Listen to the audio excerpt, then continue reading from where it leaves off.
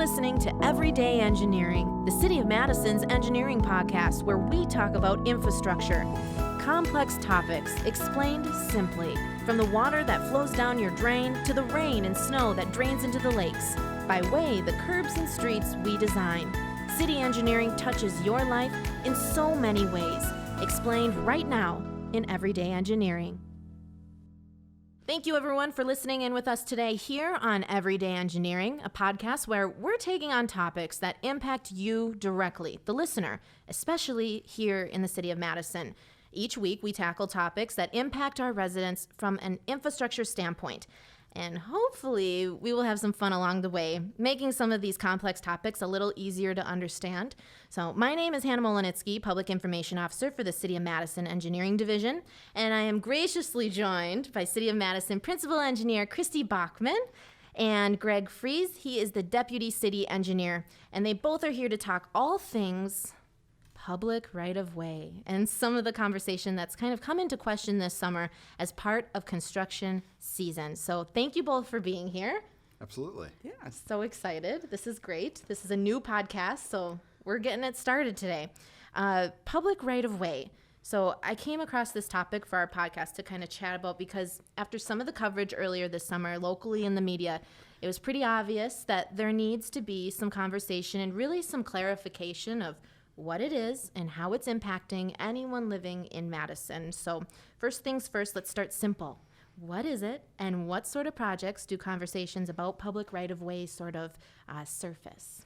Sure. So public right-of-way is land that's been dedicated to the public, so for transportation needs and also underground utilities, trees, bus stops, rain gardens, all kinds of things exist in the public right-of-way, and usually the projects that bring up the conversations when we start talking about it are major reconstructions and also resurfacing projects that end up disturbing the terrace areas and other parts of the right-of-way.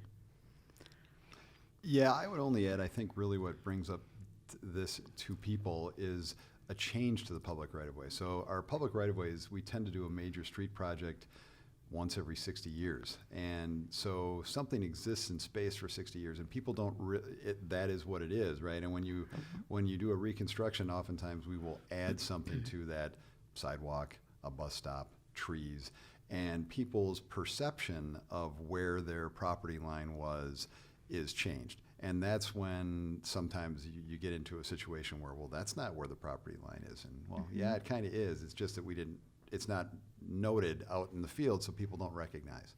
Yeah, so, I mean, I think that's kind of leads me to my next question. You know, why do you think that there is that kind of bit of confusion of public right-of-way and where that line is and how that all works? Well, probably the main reason is because the markers that show you where the actual property corners are underground, so you can't see them. On a street that has sidewalk, you can see, the public is using the sidewalk and the other elements of the street. The ones that are a little bit more difficult are the streets that don't have sidewalks, so there's usually, a good, usually at least 12, 14 feet worth of grass that is still city right-of-way, but a normal homeowner is just going to think of that as their front yard and their front lawn.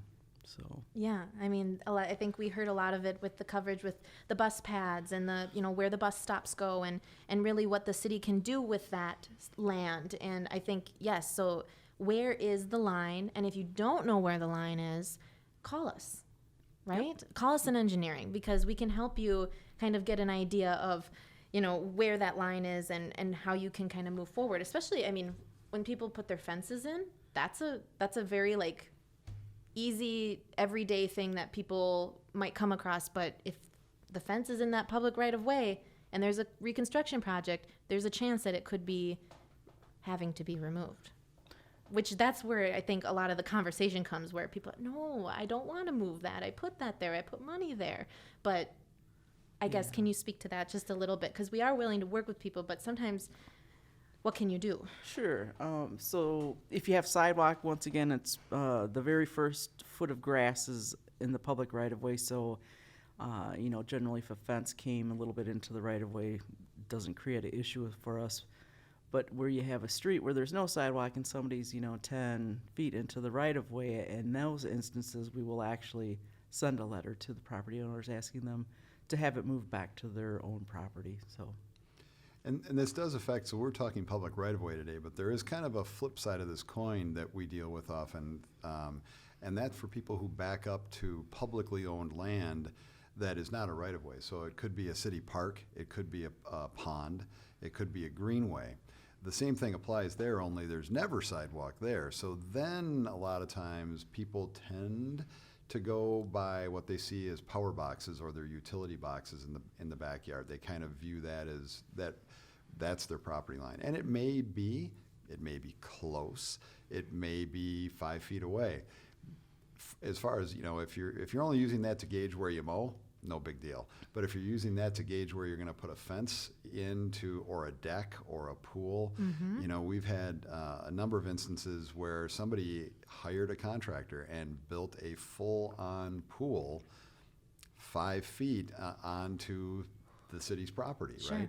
And that's a difficult thing, right? Not only for the city to deal with, but also for the homeowner, right? I mean, you spent thousands of dollars building an in-ground pool, and it's not on your property. And so when you're going to make those kind of investments, especially backing up to backing up to a public space, it's worth having somebody come out and define your property line. Yes. If you're going to spend thousands of dollars, it's worth the $500 to hire a surveyor to find your property lines for you. Yep. That if you get anything out of this out of this podcast, just note, before you build, make sure you know where the property line is. Yeah. If anything you take away from today. I think, the last thing you want, you build anything, invest anything, pool, fence, deck, anything. Yep, children's play structures, that has happened as well, right? Yep. Why mow the lawn? It must be mine. Well, not really. Yeah. Yep. So if, as we kind of move forward, what should people know about public right-of-way, maybe in relation to construction, really anything else, any other little takeaways? What should people know about public right-of-way? Especially if they're considering any changes to their property at all, to find out where it is. That's essentially probably the most important for the adjacent property owners. Yeah, and depending on what you're going to do, if you're going to plant a tree or something like that, or a garden, there's different levels of how hard you have to work to figure this out, right? You can probably, if you're going to, plant a garden, measuring off the sidewalk with a tape is probably close enough. If you're going to put a fence in, okay, now you probably want to really know, because there are some rules. A lot of subdivisions have rules on how you can put fences, where they have to be on how many feet away from the property line and all that kind of thing. So, Christy's right. It's not, as you start to get into, those types of structures, it's not just, well, am I in the public right-of-way? It's am I in compliance with the building codes, right? Am I in compliance with my subdivision agreements, right? Because there's a lot of times additional requirements. So it's good to know where your property lines are, and if you pay somebody to establish them, then you should try and keep them there, right? Because they tend to get buried over time. So if you keep they usually put in a steel spike to identify them, and keep those so you don't have to do it again. Yeah. Wait, that's my yard. No, where's the line? Let's talk about it. Okay, so what are the property owner's responsibilities, and really what can the city do with the land? Let's just plainly kind of simply explain it, so if there is no confusion. Sure. So the property owners are required to remove any snow from sidewalks in the area if they have sidewalks. Also to maintain the terrace, which the terrace would be the grassy area between the sidewalk and the curb. The city, plows and maintains the actual roadway, and property owners would then be responsible for their own driveways. Sure. From a utility standpoint, is there anything that really differs, I guess?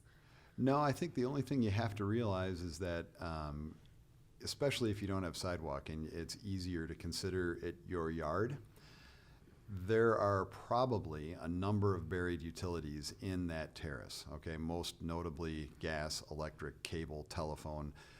Storm sewer, sanitary, and water are there, but they tend to be underneath the pavement, so you don't get in as much conflict. But if you don't have a sidewalk and you're out and, I want to plant my garden, right?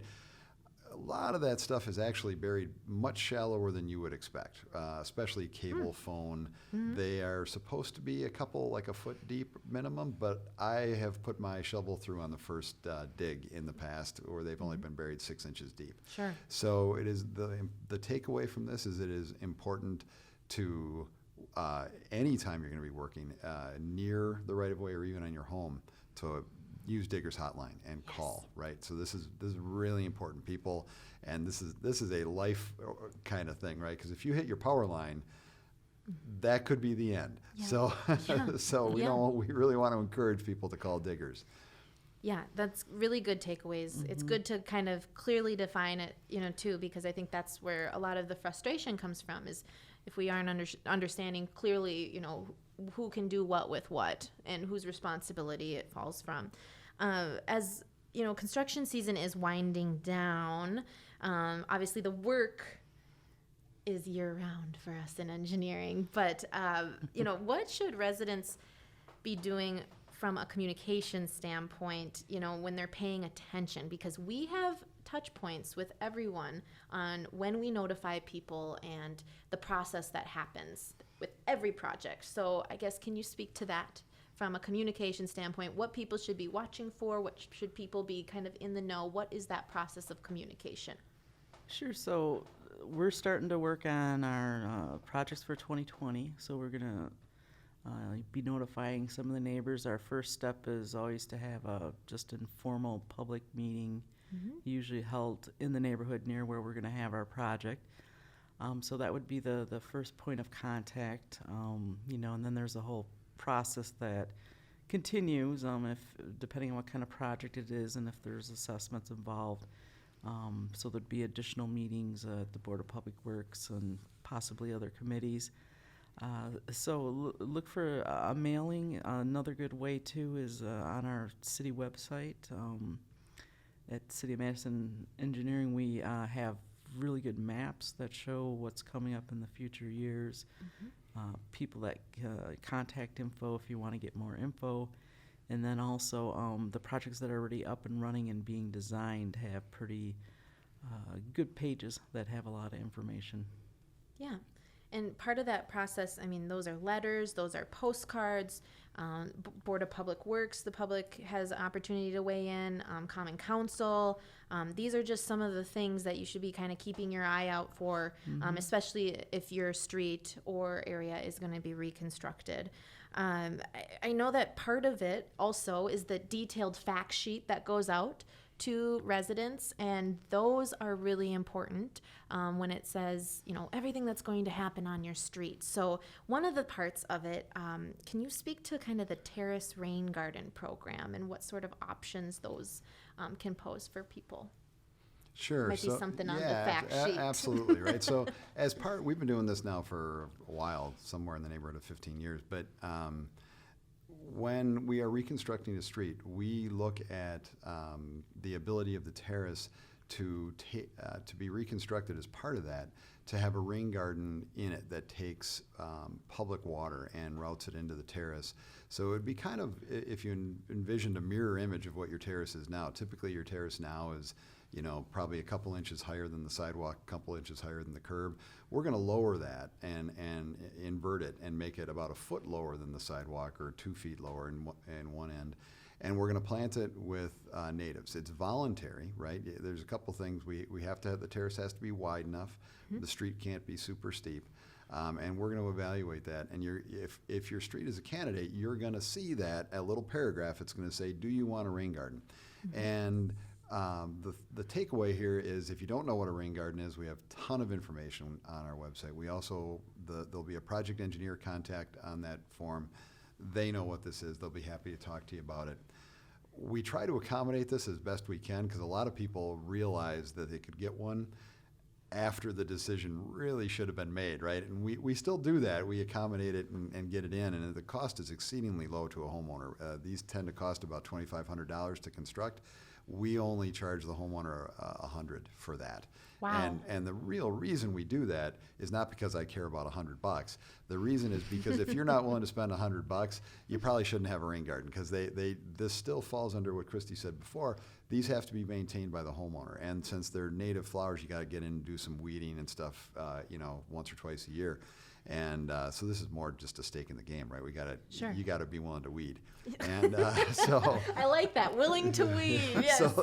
So we do that. The other thing I want to mention as part of the reconstruct you're going to get on your letter is the ability, when we replace our sanitary sewer, we also give you the opportunity to replace your lateral, and the city pays 75% of that. So what a lot of people don't understand is that the sanitary lateral, which takes all your wastewater from your house, is the private property owners all the way to the main. So the main is typically right in the center of the street. So if you're in a house where we don't reconstruct streets that aren't, at this point, probably in the 50s or 60s pretty much. Mm-hmm. So your lateral is made of clay, the same kind of clay that you see for, potted plants outside, that kind of terracotta color clay. Sure. So that stuff is now 60, 50, 70 years old, somewhere in there, and it wasn't quite honestly that great a material to begin with. Mm-hmm. So you should take the opportunity in our 75% funding to replace the lateral to the right-of-way. You don't have to, we won't make you, but if it fails 5 years after the project, you're going to have to dig it up by yourself. And it's really expensive, right? I don't want that to happen. Mm-hmm. From a selfish perspective, I don't want you to dig into my nice brand new road. From your perspective, I don't want you to spend $10,000 to do that repair, right? Sure. When I can fund that 75% for you. So the two takeaways from my side of the street on this is, if you're interested in a rain garden, by all means look at that and contact us. Tell us it's voluntary, we want to have one, and we're in, and to take advantage of the sanitary lateral replacement. Sure. And for anybody who's not familiar, a lateral is another word for a pipe. That's how I think of it. Yes. Yeah. No, that's part of my job. So I got to make sure that everyone. But it's all really good information that, kind of that news you can use, that consumer sort of angle of this, because I think part of frustration comes from not knowing. So if you're listening to this, and I hope you take something away from this conversation more than just the common what is public right of way, if anything, that is mission accomplished. So we have run out of time for now. We will do a podcast in further episodes about rain gardens specifically. We can go through a whole bunch of different topics. But thank you both for being here. That was Absolutely. great. Thank you, Hannah. Yeah. Easy. That was fun. We just like to talk, and hopefully we helped you in the process. So as we wrap things up here, don't forget to check out the city's project page on the Home City page, engineering page, for updates from project managers on every project we do here in engineering. Very, very helpful. Projects. It's the top tab on the homepage of cityofmadison.com. Anyone listening, if you have any more questions about this topic or anything else you'd really like us to chat about or dig deeper into, feel free to call us in engineering, or even more importantly, click over to our City of Madison Engineering Facebook page. As always, we are here for you as a resource every day in engineering. We'll see you next time.